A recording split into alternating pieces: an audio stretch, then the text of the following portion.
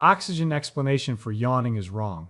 It has been wrong since at least 1987, when Robert Provine at the University of Maryland put subjects in chambers with elevated oxygen concentrations and found it made no difference to yawn frequency whatsoever.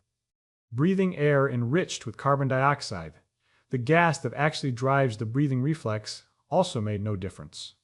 Provine tested the two most commonly cited explanations for yawning in controlled conditions, and both failed. The most widely repeated explanation for one of the most universal human behaviors has no experimental support and has had none for nearly 4 decades. What yawning actually does is stranger, more physical, and more directly connected to the temperature of your brain than anyone who taught you about yawning ever mentioned. There is a reason the reflex arrives most reliably in the mid-afternoon, and it has nothing to do with boredom or fatigue. There is a reason it is contagious across species, and the mechanism runs through neural circuitry identical to what transmits empathy. And there is a finding from patients in persistent vegetative states that will reframe what the yawn means about the brainstem itself. All of it comes later. Start with what yawning actually is, because the physics of the gape is the mechanism that makes everything else make sense. Wide opening of the jaw during a yawn is not a passive stretch. It is the active component of a brain cooling system. Andrew Gallup, working first at Princeton and then at SUNY Wananta, spent years testing every proposed function of yawning against experimental data. His most replicated finding, published in 2007 and confirmed across multiple subsequent studies, yawning is a thermoregulatory reflex. The brain is thermally sensitive. Neural processing efficiency degrades measurably as brain temperature rises above its optimal range. And yawning is one of the mechanisms the body uses to correct the temperature before performance declines. Mechanics are specific. Dramatic opening of the jaw stretches the tissues surrounding the internal carotid arteries, the vessels that carry the majority of the blood supply to the brain. The stretch temporarily increases blood flow velocity through these arteries, accelerating the delivery of blood to the cerebral circulation. Simultaneously, the deep inhalation phase of the yawn draws a large volume of cooler ambient air across the nasal mucosa and the blood-rich tissues of the upper pharynx, cooling the venous blood in these regions before it returns to the heart and is recirculated. Combined effect is a rapid pulse of cooled, accelerated blood to the brain, a thermal correction delivered in approximately 6 seconds. Gape is not incidental to the yawn. It is the yawn. The wider the jaw opens, the greater the stretch on the carotid sheath. The stronger the blood flow acceleration, the more effective the cooling pulse. This is why yawns that are suppressed, held back with a closed mouth, feel unsatisfying. Cooling mechanism was initiated but not completed. The brain requested a thermal correction and the social environment prevented it from being delivered. Gallup confirmed the thermoregulation hypothesis with a series of temperature manipulation experiments that no other theory of yawning could have predicted. Subjects who held warm packs to their foreheads yawned significantly more than controls. The local warming of the blood supply to the brain triggered the cooling reflex. Subjects who held cold packs to their foreheads yawned significantly less. The brain was already cool, the reflex was unnecessary. Subjects asked to breathe through their noses yawned less. Because nasal breathing cools blood entering the cerebral circulation more efficiently, reducing the thermal deficit the yawn was being recruited to correct. Intervention that most reliably suppressed yawning was nasal breathing in a cool environment. The intervention that most reliably triggered it was warming the forehead. You can test the second one yourself. On a cool morning, when yawns are infrequent, hold a warm towel against your forehead for 2 minutes. The yawn will arrive, often within 30 seconds of the warmth reaching the skin overlying the frontal bone. No boredom required, no fatigue required, only heat. Oxygen theory predicted none of these results. The boredom theory predicted none of them. The thermoregulation theory predicted all of them. Now, why brain temperature matters enough to warrant a dedicated reflex? Because the thermal physics of the brain explain why the yawn arrives when it does and why suppressing it has consequences. Human brain generates approximately 20 watts of thermal energy continuously, roughly equivalent to a dim incandescent light bulb running inside a sealed, insulated cavity. The brain represents 2% of body mass, but produces 20% of total metabolic heat. That 20 watts must be dissipated continuously or brain temperature rises. To put this in perspective, a laptop computer generates roughly 50 watts and requires a fan, heatsink, and ventilation slots to prevent thermal shutdown.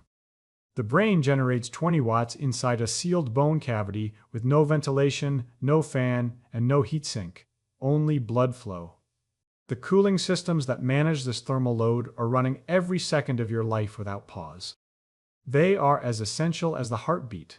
A brain without cooling would reach damaging temperatures within minutes.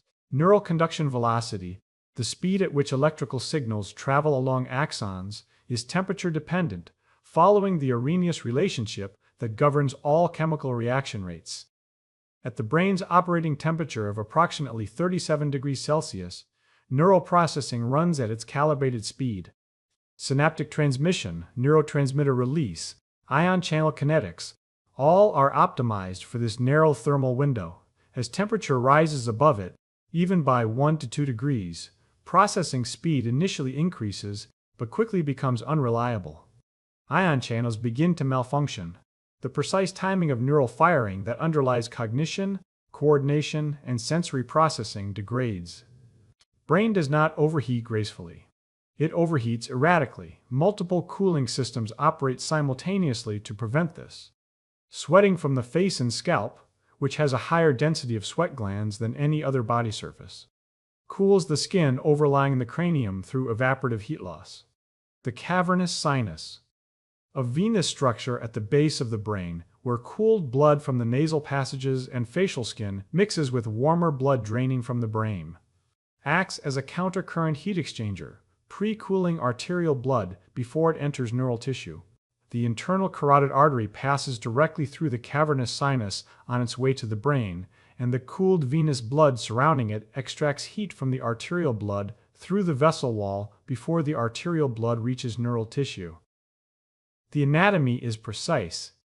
The artery is literally bathed in cooled venous blood for the final centimeters before it enters the brain. These systems run continuously. They handle the baseline thermal load. But they have limits. During intense cognitive effort, during exercise, during environmental heat exposure, during the circadian temperature peak of the afternoon, the baseline systems reach their capacity and the brain temperature begins to drift upward. Yawning is the on-demand supplement, the thermal correction that fires when the continuous systems are insufficient. It is not the primary cooling mechanism, it is the emergency override. 20 watts of continuous heat, a sealed bone cavity, blood flow as the only coolant, and a 6-second reflex as the emergency backup. Think about the timing. The yawn that arrives mid-afternoon, the one everyone interprets as tiredness or boredom, arrives at the time of day when brain temperature peaks. Core body temperature follows a circadian rhythm, rising through the morning and reaching its daily maximum in the mid to late afternoon. The yawn is the brain requesting a thermal correction at exactly the moment it needs one most. The person who yawns during a 3 o'clock meeting is not demonstrating disengagement. Their brain is running a thermal management protocol that the meeting room's warm, recirculated air has made more necessary. That connection between yawn timing and brain temperature, rather than boredom or fatigue, is the finding that made everything else in the research fall into place for me. Once you see the yawn as a cooling request, the entire pattern becomes legible. Why yawns cluster at state transitions, waking up, falling asleep before a demanding task, when the brain's thermal load is shifting. Why yawns increase in warm rooms and decrease in cool ones. Why fever produces excessive yawning. The brain is overheating and the cooling reflex is firing at maximum rate. Why yawns feel physically compelling in a way that no other reflex except sneezing matches. The urgency is proportional to the thermal deficit the brain is trying to correct. You have experienced the confirmation of this without connecting it to the mechanism. The yawn that arrives when you step from air-conditioned space into summer heat. The yawn that comes during a hot bath. The yawn that reliably precedes the most cognitively demanding part of a task. not because you are losing focus, but because the brain is pre-cooling in anticipation of the increased thermal load that concentrated mental effort will generate. The yawn during the phone call, the difficult chapter, the 20th minute of the warm meeting, all thermal, none of them boredom. The yawn is not a symptom of cognitive decline. It is preparation for cognitive demand. Well, and here is where the reflex becomes something no purely physiological explanation can fully account for.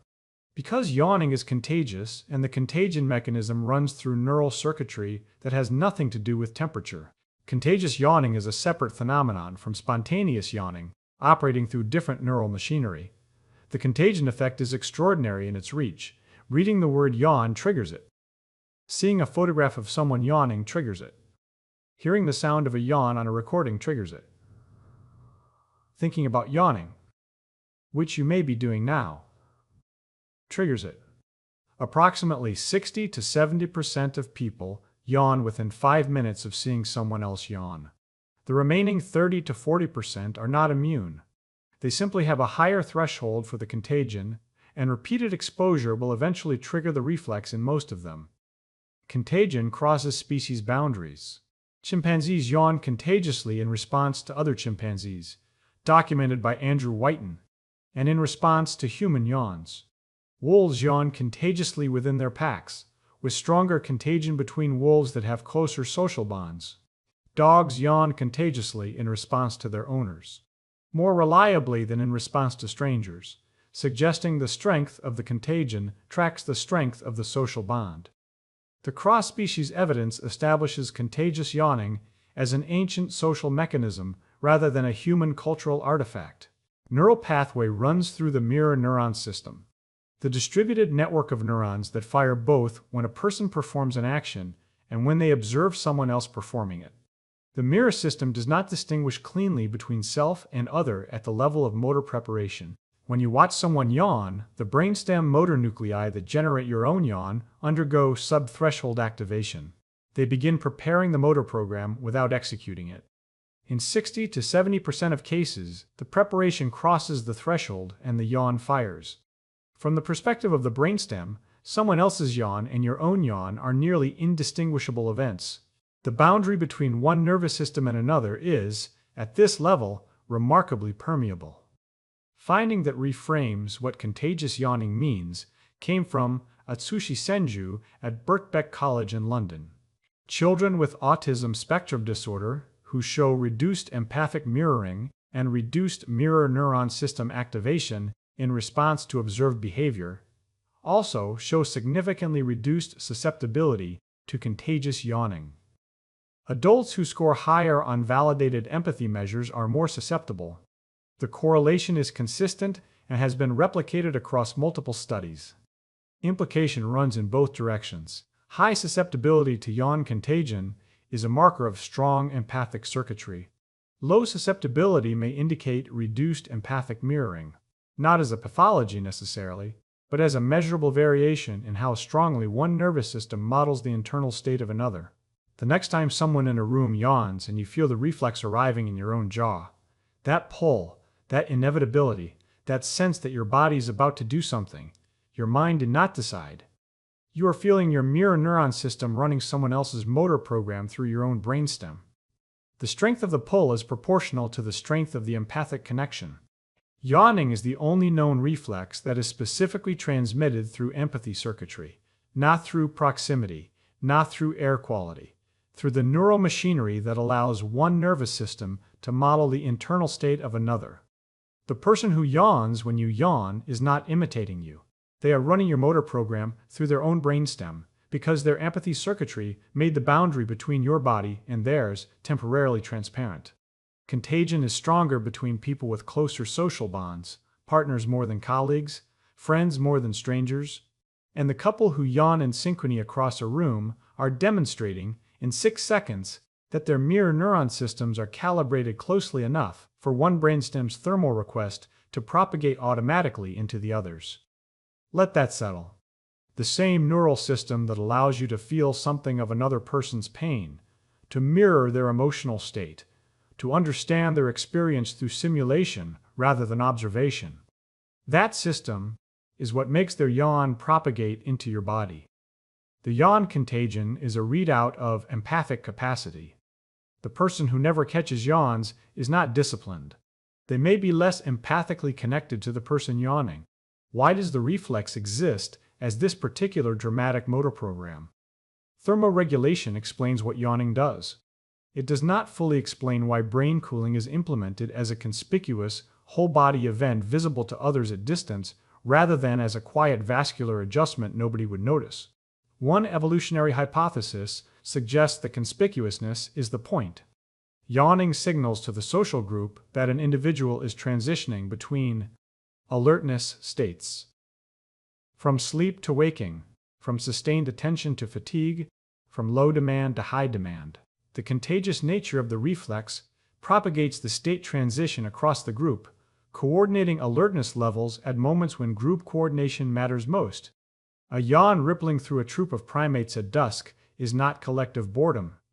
It is a coordinated state transition, the group synchronizing its shift from daytime alertness to nighttime vigilance through a reflex that one nervous system broadcasts and others receive through empathy circuitry. Signaling function and cooling function are not competing explanations. They are layered.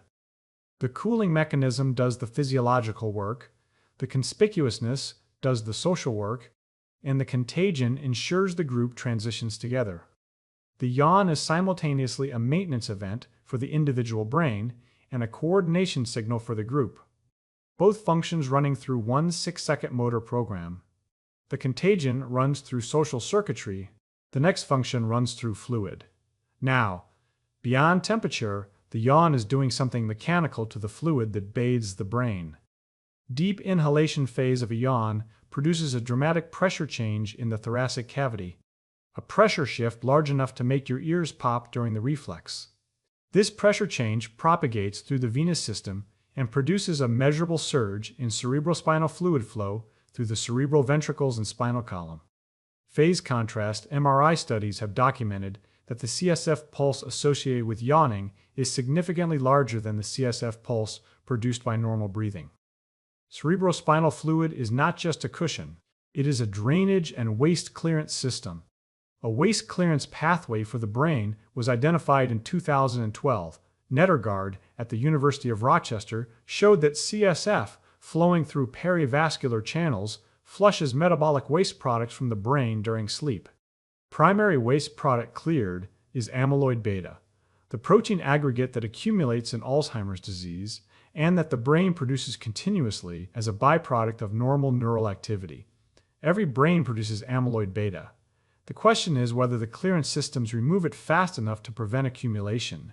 Glymphatic clearance operates primarily during sleep, when the brain's interstitial spaces expand by approximately 60%, allowing CSF to flow more freely through the tissue and carry waste toward the venous drainage. This is one of the reasons sleep deprivation is associated with accelerated amyloid beta accumulation. The clearance window is shortened. The waste builds faster than it is removed. Yawn-driven CSF pulse may represent a daytime supplement to this clearance mechanism. A brief glymphatic flush triggered by the brainstem reflex that also manages brain temperature. The research is early. The connection between yawning and amyloid beta clearance has not been directly measured. But the mechanism is real. The CSF pulse is documented, the glymphatic pathway is established, and the yawn produces a larger pulse than normal respiration. The implication is worth stating precisely. Yawning may be doing, in brief pulses during waking hours, something related to what sleep does over 8 hours. Not at the same scale, not with the same efficiency, but through identical fluid, through identical channels, clearing identical waste. You see, the yawn is doing still more. Because the motor program involves structures far beyond the jaw. Tensor tympani, one of 2 small muscles in the middle ear, contracts reflexively during the jaw-opening phase of the yawn as part of the coordinated motor program. This contraction changes the tension on the tympanic membrane and briefly alters middle ear pressure, producing the characteristic ear-popping sensation. Eustachian tube opens. Pressure between the middle ear and the external environment equalizes.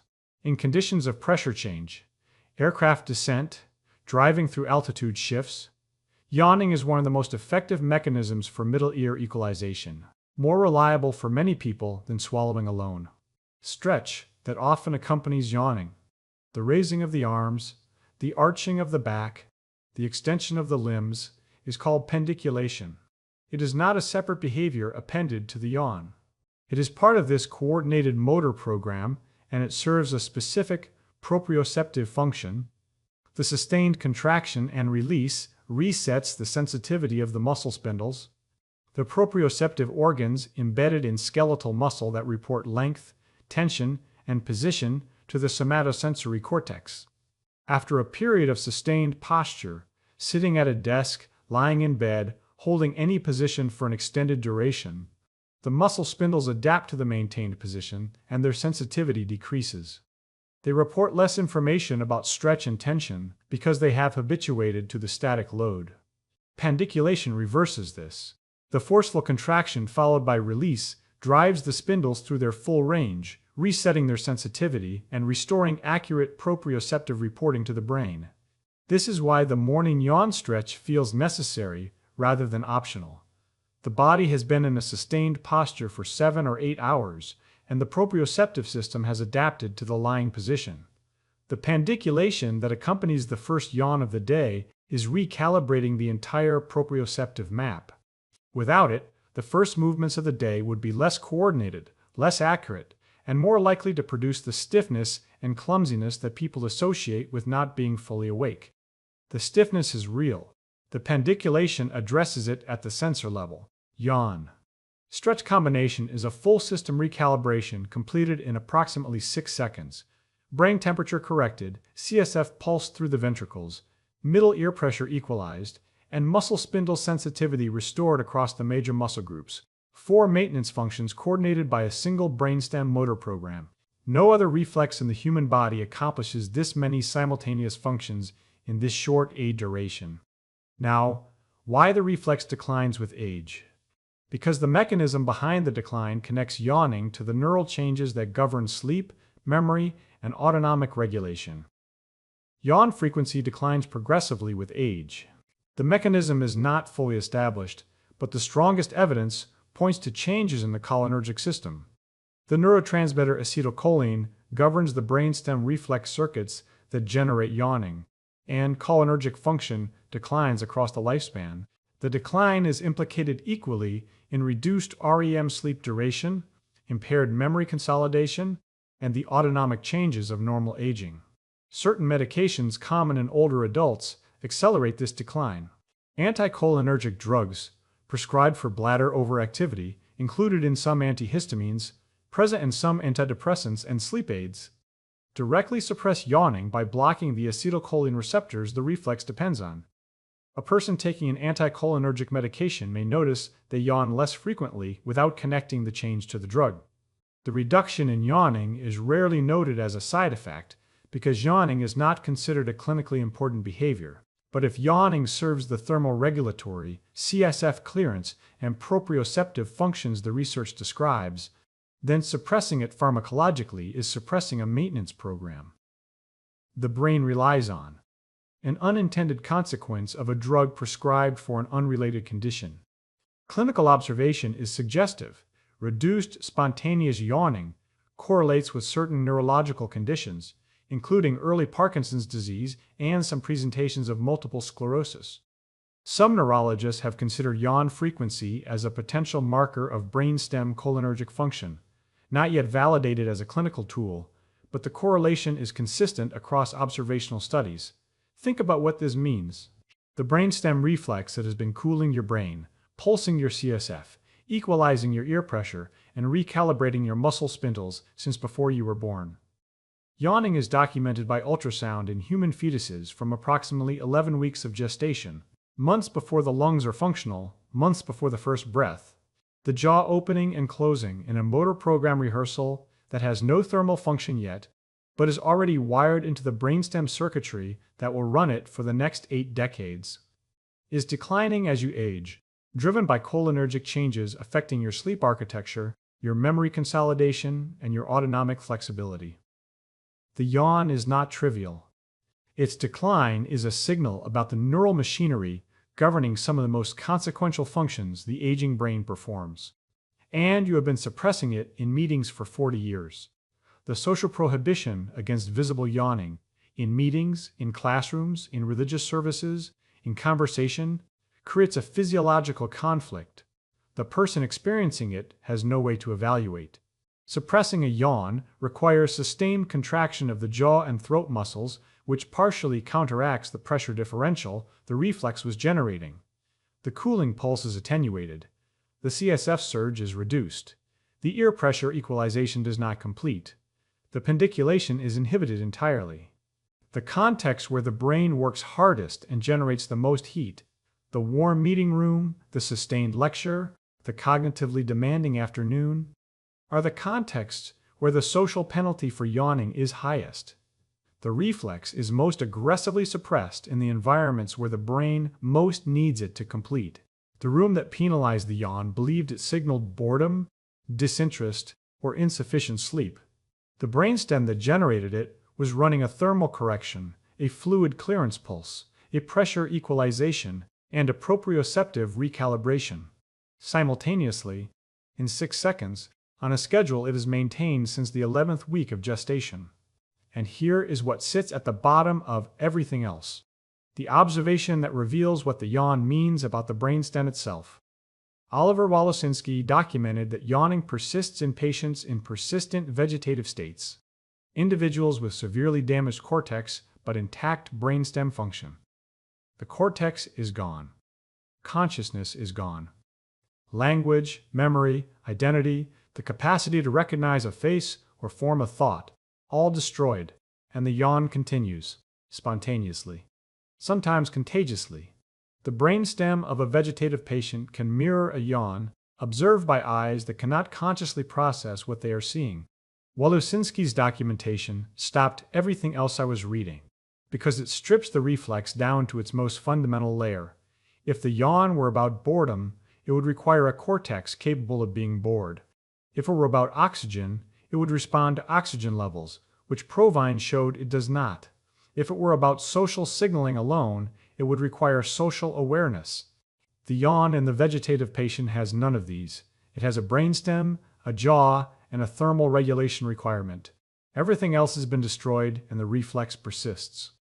The yawn survives the destruction of virtually everything that makes a person consciously present. It is one of the most ancient reflexes in the vertebrate brainstem, present in fish, in reptiles, in birds, and every mammal that has been studied. Fossils of early tetrapods showed jaw structures consistent with the yawning motor program, suggesting the reflex predates the emergence of mammals by hundreds of millions of years. It runs below the level of personality, below the level of awareness, below the level of everything that constitutes the self, still cooling the brain, still pulsing the cerebrospinal fluid, still equalizing middle ear pressure, in a body whose conscious mind has departed. That finding does not make yawning more important than it was. It reveals how important it always was. The brainstem operates on priorities. When resources are limited, it preserves the reflexes it cannot afford to lose and abandons those it can. A reflex that the brainstem preserves when it has lost everything else is a reflex at the top of the priority list. Oxygen explanation is wrong. The boredom theory is incomplete. What the brainstem has been running, in every vertebrate that has ever existed, in every human who has ever sat in a room and felt the reflex arrive and held it back, is a maintenance program so fundamental that it survives the destruction of the cortex, so ancient that it predates the evolution of consciousness, and so misunderstood that the species has spent centuries penalizing it on the basis of an explanation that was disproved in 1987. Tomorrow, when the yawn arrives, in a conversation, in a meeting, in a quiet room where no one is watching, it will arrive because the brainstem measured a thermal deficit in the cerebral blood supply and initiated a 6-second correction that also pulses cerebrospinal fluid, equalizes middle ear pressure, and recalibrates the proprioceptive system. It will arrive on a schedule that began at 11 weeks of gestation. It will arrive through circuitry so fundamental that it would continue running if everything above the brainstem were destroyed. The yawn was never rude. it was never about oxygen. It was the brain maintaining itself on schedule, whether anyone understood what it was doing or not.